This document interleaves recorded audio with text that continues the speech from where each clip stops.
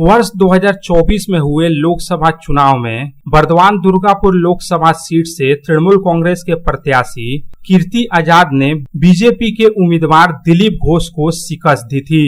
शुक्रवार को जब दिलीप घोष रिंकू मजूमदार के साथ शादी के बंधन में बंधने जा रहे हैं तो राजनीति से परे एक खुशनुमा तस्वीर सामने आई है। दरअसल तृणमूल कांग्रेस के सांसद कीर्ति आजाद बीजेपी नेता दिलीप घोष की शादी की खुशी में जमकर झूमे और मिठाई बांटते हुए नजर आए। इतना ही नहीं, सांसद कीर्ति आजाद ने बॉलीवुड के मशहूर गीत मेरे यार की शादी है पर नाचते हुए दिलीप घोष को दिल से बधाई दी।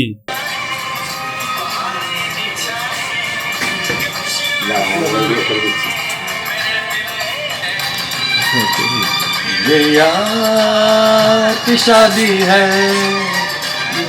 यहाँ बताते चले कि शुक्रवार की शाम कोलकाता के न्यू टाउन स्थित अपने आवास पर दिलीप घोष रिंकू मजूमदार के साथ 7 फेरे लेंगे।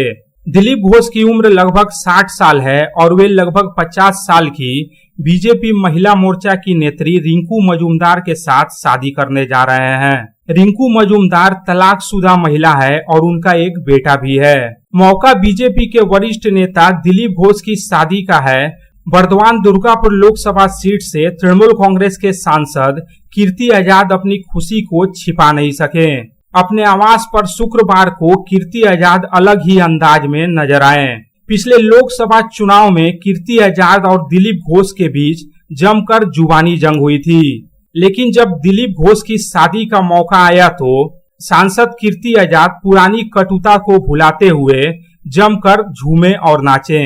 दिलीप घोष की शादी की खुशी में सांसद कीर्ति आजाद ने न सिर्फ मिठाई बांटी बल्कि पार्टी कार्यकर्ताओं के साथ बैठकर चाय भी पी। दिलीप घोष की रिंकू मजूमदार के साथ शादी को लेकर सांसद कीर्ति आजाद ने कहा कि नई भाभी और दिलीप दा को हार्दिक शुभकामनाएं, उनका नया जीवन सुखमय हो।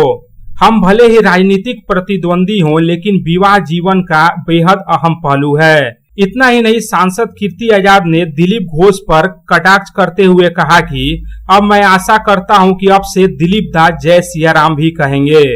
हमको तो बड़ी प्रसन्नता है और दिलीप भाई को और भाभी दोनों को बहुत बहुत लंबे अच्छे मंगल में वैवाहिक जीवन के लिए हम हार्दिक शुभकामना देते हैं। कंटेस्टेंट कब थे ये बात अलग है, अब जब विधानसभा चुनाव होंगे तब भी दो हाथ होंगे, इसी की समस्या वाली बात नहीं है। लेकिन हमको बड़ी प्रसन्नता है कि वह परिणय सूत्र में बंधने के लिए जा रही हैं और मैं आशा करता हूं कि अब वह जय सिया राम बोलेंगे।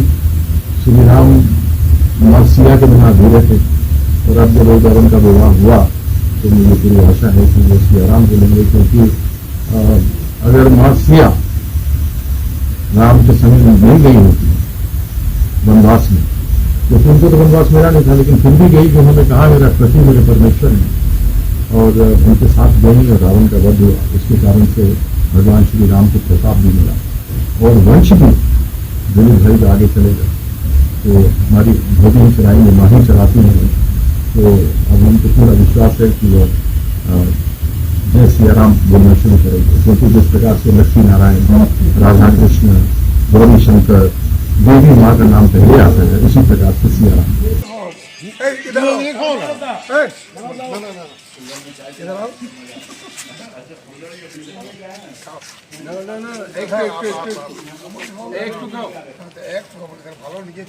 दुर्गापुर से साधन रूज की रिपोर्ट, पब्लिक टाइम्स।